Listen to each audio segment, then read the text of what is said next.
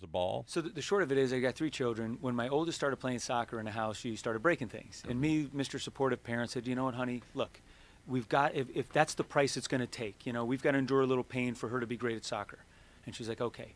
Then she kicked the ball and it knocked over a plate of spaghetti on our brand new custom couch and got spaghetti sauce all over it. And I said, ball's out of the house. And then I felt bad. And so I said, I called my brother John. He is a 2-time national NSCAA Coach of the Year in soccer out of Wisconsin. And I said, John, you know, what do I get for the kids to train in the house? It's blazing hot outside. They don't want to go outside. What do I get? He goes, Joe, it's all junk. I said, what do you mean? There's got to be something. I've seen like the ball on the bungee, the ball on the stick. He goes, Joe, it's all junk. The secret of soccer is bilateral training. They have to use both feet at a young age, and if they don't, they can't. I said, okay, fine. If you could have any training device. It's almost like dancing. It's like dancing. Yeah. Exactly. You have like piano. You can only, you know, piano. Yeah, he uses that example. He says, you need 2 hands. So I said, okay, if you could have any training device in the world, what would it be? He goes, an anti-gravity ball. A ball that, like, when you're on a space station and move slowly, that is what I would use in a ball you could hit indoors, because players will only get 150 touches a day. They need 200 to 250 touches a day to be an Olympian, which he's coached. I never had no intention of making money on this. I got a balloon and some duct tape and my daughter, and we just started making a balloon that behaved, spinned, and moved like a real ball, but that you could hit in the house and wouldn't break things. A beach ball didn't work, a balloon didn't work, and we did all these different iterations. We had fun. We'd go down to the post office and weigh, put on this little digital scale, because I started learning up on the radius, the size, the dimensions of a ball, 16 ounces, 26. This is a guy who has And I showed a video to this ball company, largest ball maker in the world. And they said, can when can we see that? Can you come out to Ohio and show it to us? And I said, yeah, sure. When do you want to see it? They're like, as soon as you can. So I flew out there, showed him the ball. We took it to New York International Toy Fair in February. This year, and Fatherly magazine named it out of 150,000 toys, top 12 best toy, which was really humbling too in many ways. Congratulations. Yeah, thank you. And that's when I looked at them when the article came out. I said, guess what? This is where the work begins. This is where the work 523 victory balls, and you can't even buy it yet. It won't be out until This is like August. a Shark Tank story where you're going to go and... Yeah, they called twice. We turned them down. Come on. But we, thank you for that.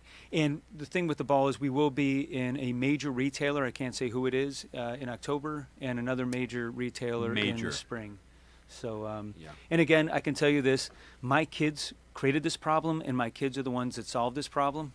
And my brother too has been a huge partner on this.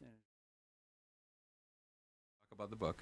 The book is, I wrote it in 46 hours on a train. Having a wife, 2 houses, 3 kids, and obligations to clients, nonprofits, everything else. Let me understand this correctly. You actually got on a train to put yourself in a space where you could write a book. I handcuffed myself to the project. Okay. And that was the only way to do it. Where were you going? Did it matter where? Just got on a train and sat there. Up and down the coast of California. Going nowhere, but going everywhere. That was the point, because I knew I get a lot of work done when I travel, when I'm flying airplanes, because there's nothing else to do, and I call it being handcuffed to your work. And I thought, hey, I should just get on a plane and fly around, but that didn't make a lot of economic sense. So I just, I had taken the kids down to San Juan Capistrano a few times in the train. I said, you know what, and I looked at the train schedule. They have this thing called the Coast Starlight, which is like an old school train from the 50s. Been on it, comes out of Union Station. And I just, and I figured out what I needed. I had the outline to the book, and it was based on a presentation I gave here in Orange County. So I do a lot of public speaking. I spoke to a group one night, and they kept me there for 2 hours on a Q&A session, because I was dissecting each of their companies, the archetype of each of their companies. And this woman said, you need to write a book about this. And I said, I really don't have any time. And she says, no. You just spent the last 3 hours now telling us that we're bound by nothing and that we can accomplish anything. You need to write a book. I said, okay, since you put me on the spot, I will write what constitutes a book within 1 year. So what is an archetype in business? Sure. So archetypes is archetypos, which is original form. It's a Greek word. And the idea of original form is that there are only, under my theories, which are founded on Carl Jung and Joseph Campbell, there are only 5 stories ever told in business. The hero's journey. The hero's journey, Joseph Campbell, exactly. Yes. See, I knew where I was going with this. A lot of layers to this. Yes, there's a lot of layers to it. And this came through many, many years of failure, many years of talking to very smart people. The funnier story is, I wrote the book because I didn't have time. I had no intention to make money on it. I just wanted to fulfill this promise and make it, a self-published book. So I wrote it, and I knew what I had to do. I wrote it in 46 hours on the train, the first draft, And I went and found a woman that self-publishes books, and you pay her a fee, and she was highly recommended, so I sent it to her, and she said, you know, you may want to approach a publisher with this. I said, I thought I just did. She said, no, I think you should give this a go. Like a main paper. Yes, so I sent it to two publishers only, and I said, if I go 0 for 2, because I had other things, I wanted to check this off my list. I had 2 other things going, you know, and I'm like, 2 publishers, if I go 0 for 2, self-publishing. Right. And fortunately, I heard from both of them, and within 2 months, the twist was I was given a book deal in advance, and the twist was it was a 2-book deal. So there's another one coming. And I said, I'm not a Another, I said, you know, I'm not a writer. Another train trip. So we never lose this quest in our life to try to find an identity. The others are dragon and treasure, which is very simple. Kill dragon, get treasure. This is business all day long. Then you have what's called the descent into the underworld, and then you have a restoration of the wasteland, and then the quest for the Holy Grail.